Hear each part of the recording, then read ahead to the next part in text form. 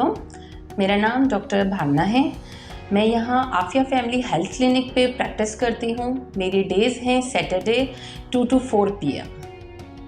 आज हम लोग बात करेंगे बेसिकली मेंस्ट्रुअल इरेगुलरिटीज़ के बारे में, जो हमारे पास बहुत सारे पेशेंट्स जो हैं इस प्रॉब्लम के साथ आते हैं। हो सकता है कि कुछ पेशेंट्स में ऐसा होता है कि माहवारी बहुत ज़्यादा आती है। मतलब पेशेंट हमारे पास बोलते हैं कि ना डॉक्टर साहब हमें माहवारी इतने दिनों तक चल रही है, जो कि 7-8 दिन हो गए हैं और अभी तक चल रही है, या एक दिन में हम लोग 7 से 8 जो हैं पैड हमारे सोख हो जाते हैं। बाज़ औक़ात पेशेंट जो है ना वो हमें इस चीज़ की कंप्लेन करते हैं कि ना हम जो है नहा धो के पाक साफ़ हो गए हैं और अब हम लोग जो है नमाज़ पढ़ने जा रहे हैं, 2-3 दिन रख कर हमें फिर से जो है वो माहवारी आ गई है। या इस तरह होता है कि पेशेंट जो है ना वो बिल्कुल क्लियर हो गया है, पाक साफ हो गया है, लेकिन अगली माहवारी की डेट आने तक उसको फिर बीच में जो है ब्लीडिंग के धब्बे आ जाते हैं। तो इसको हम लोग मेडिकल टर्मिनोलॉजी में बोलते हैं इंटरमेंस्ट्रुअल ब्लीडिंग। तो ये जो माहवारी के प्रॉब्लम्स होते हैं ये एक कॉमन डिजीज़ के साथ होते हैं। आप लोगों ने अक्सर करके नाम सुना होगा, इसको हम लोग कहते हैं फाइब्रॉइड। फाइब्रॉइड एक बेनाइन ट्यूमर होता है। ये कोई रसोली वो वाली रसोली नहीं होती जो खतरनाक वाली होती है। ये क्या होती है कि बच्चेदानी के अंदर रसोली हो जाती है। बाज़ औक़ात हमारे पास जो पेशेंट प्रेजेंट करते हैं वो 20 ईयर्स से लेकर 45 और 50 ईयर्स की बिटवीन जो है इस रसोली के साथ ज़्यादातर प्रेजेंट करते हैं। इसको हम लोग कहते हैं रिप्रोडक्टिव एज में आते हैं। रिप्रोडक्टिव एज का बेसिकली मतलब होता है कि वो लेडीज़ जो उस एज के दौरान बच्चे पैदा कर सकती हैं, ये उनमें ज़्यादा कॉमन होता है। 45 के बाद भी ये प्रेजेंट होता है, लेकिन फिर ये इतना इफेक्ट नहीं करता। तो अब हम लोग बात करेंगे इस बात की कि ये फाइब्रॉइड आखिर करता क्या है। फाइब्रॉइड से क्या होता है कि पेशेंट ज़्यादातर जो हमारे पास कंप्लेन होती है वो होती है हैवी मेंस्ट्रुअल ब्लीडिंग।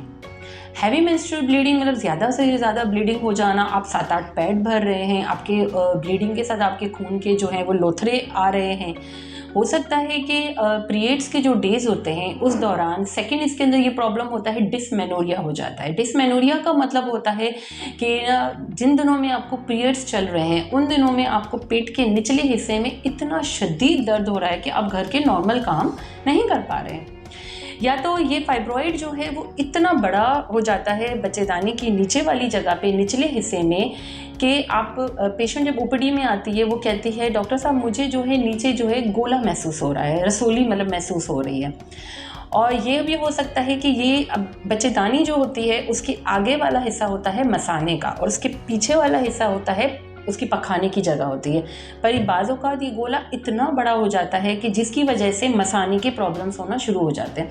पेशेंट हमारे पास प्रेजेंट करता है कि ना मुझे बार बार पेशाब आता है, मुझे पेशाब करने में तकलीफ़ होती है, मुझे पेशाब में इन्फेक्शन है, या मुझे पेशाब में जलन हो रही है, या अक्सर करके कहते हैं कि ना हमें डायरिया हो रहा है या हमें कब्ज़ की शिकायत हो रही है। ये बेसिकली क्या होता है कि उस फाइब्रॉइड के वो जो गोला वहाँ पर मौजूद है बच्चेदानी के अंदर, वो पीछे पखाने की जगह को इतना प्रेस कर रहा होता है कि जिसकी वजह से ये सारे सिम्टम्स होना शुरू हो जाते हैं। या यूँ होता है कि पेशेंट को कुछ भी नहीं है, वो जो पेशेंट है वो बच्चा करना चाह रही है, वो जाहिर सी बात इनफर्टिलिटी के लिए इतने सारे ट्रीटमेंट्स वगैरह करवाए जाते हैं। उन ट्रीटमेंट्स के दौरान जब अल्ट्रासाउंड करवाया जाता है तो उन अल्ट्रासाउंड में से पता चलता है कि उसे बच्चेदानी के अंदर ये रसोली है।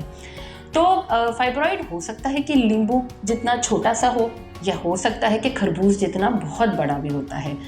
तो इसके बेसिकली 3 टाइप्स होती हैं जिसको हम अभी डिस्कस करेंगे। इसके अंदर होता है एक जो फाइब्रॉइड होता है वो होता है सबसीरोजल। सबसीरोजल का मतलब होता है कि जो बच्चेदानी के बाहर होता है।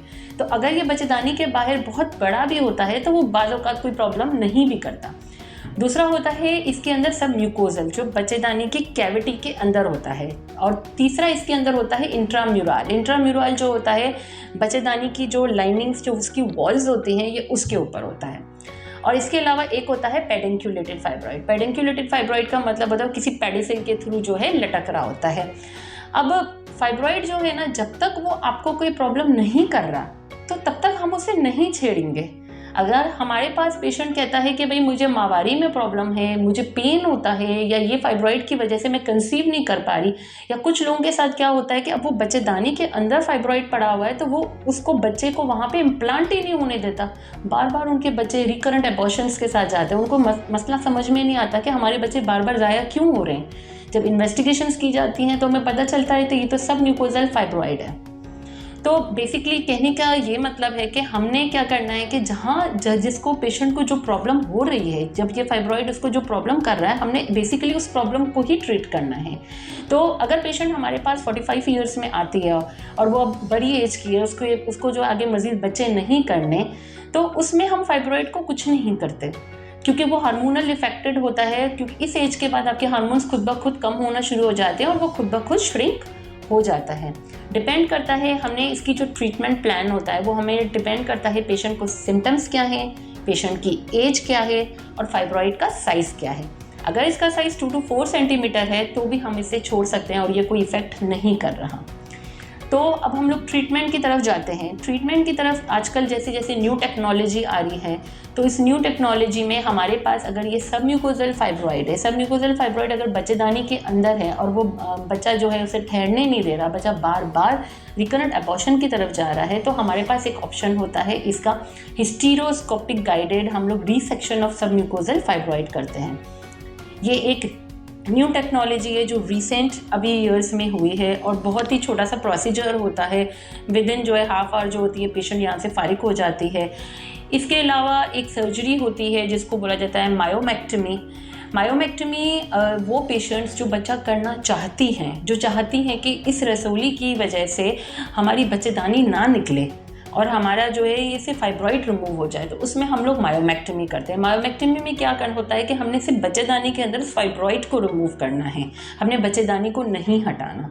फिर इसके फर्दर अपने कुछ कॉम्प्लिकेशंस होते हैं, लेकिन मायोमेक्टमी के बाद सिर्फ 1% चांस होता है कि उसकी बच्चेदानी निकालनी पड़ जाए अगर वो बहुत ब्लीड कर रही है।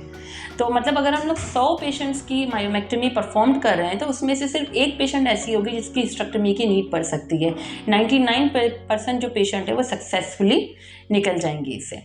उसके अलावा हमारे पास हार्मोनल ट्रीटमेंट्स होती हैं, नॉन हार्मोनल ट्रीटमेंट्स होती हैं। अगर ये ब्लीड कर रहा है तो हम लोग ब्लीडिंग को रोकने के लिए ट्रांसमिक एसिड्स देते हैं, उसको हार्मोनल ट्रीटमेंट देते हैं। अगर ये पेशेंट जो है बड़ी एज की पेशेंट है उसको हम लोग गोनाडोट्रोपिन रिलीजिंग हार्मोन एनालॉगस दे सकते हैं।